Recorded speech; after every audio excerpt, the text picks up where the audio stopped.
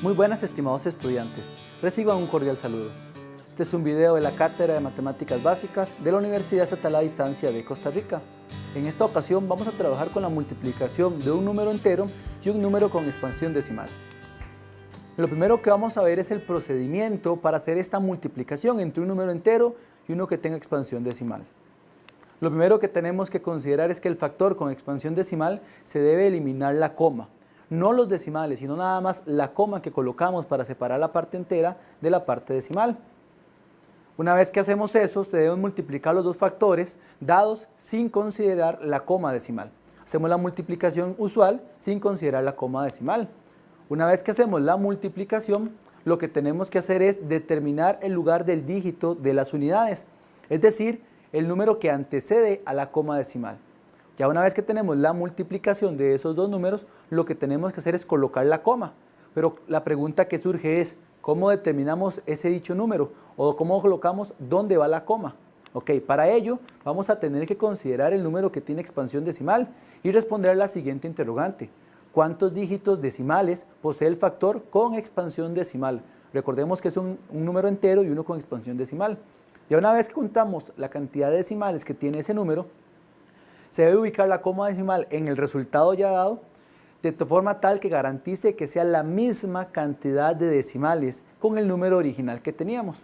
Entonces, si el número original que teníamos vamos a multiplicar y tiene 3 decimales, el resultado tenemos que garantizar que también tenga 3 decimales. Pero bien, veamos este ejemplo, veamos este tema con un ejemplo. Y lo que queremos es multiplicar 430,75 por el número 21. Entonces vamos a proceder a hacer la multiplicación. Primero, para multiplicar 430,75 por 21, tenemos que eliminar del número que tiene decimales la coma. Y lo vamos a colocar entonces así. Observemos que lo que hacemos nada más es quitar la coma, no quitamos los decimales. Colocamos igualmente el 75, el 7 y el 5 dígitos al final, pero quitamos la coma. Una vez que hacemos eso, procedemos entonces a hacer la multiplicación de dichos factores sin considerar la coma, o sea, una multiplicación usual entre dos números enteros.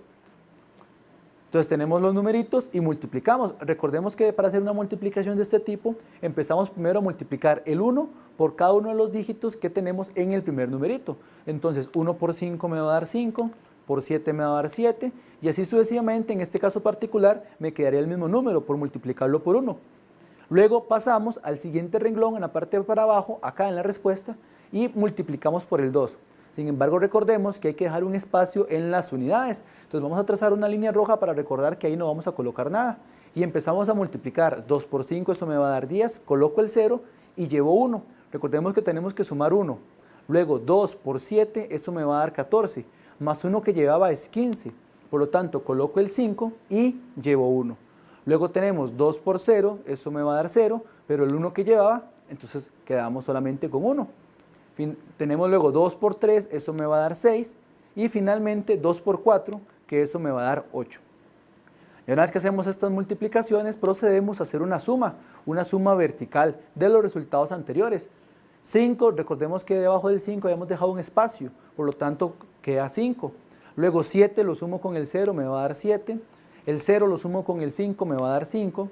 El 3 lo sumo con el 1, me va a dar 4.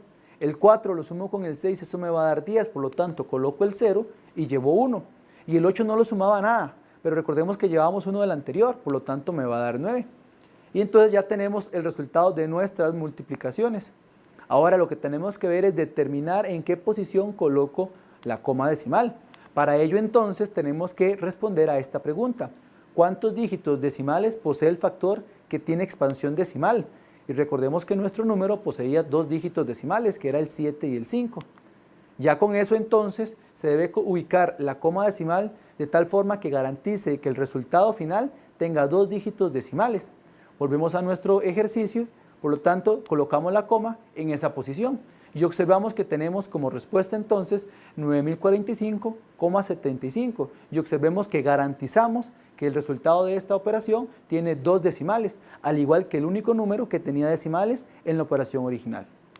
Ahora bien, veamos un problema de aplicación. Nuestro problema de aplicación dice, suponga que una docente desea decorar el aula para el Día de la Independencia. Para ello compra 8 cintas de color azul, las cuales miden 3,5 metros cada una. ¿Cuántos metros de cinta compró en total?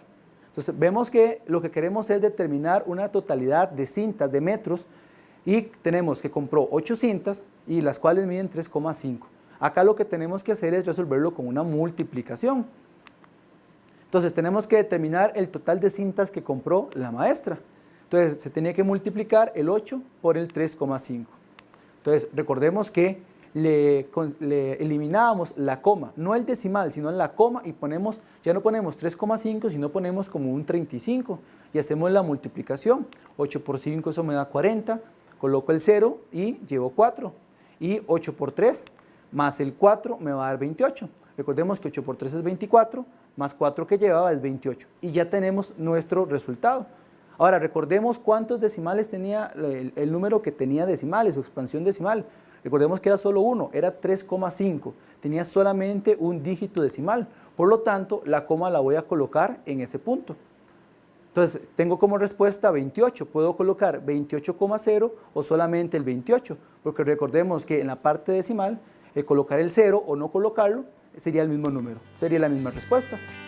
Muy bien, estimados estudiantes, esperamos que este video haya sido de su utilidad. De parte de la Cátedra de Matemáticas Básicas, le agradecemos la atención brindada.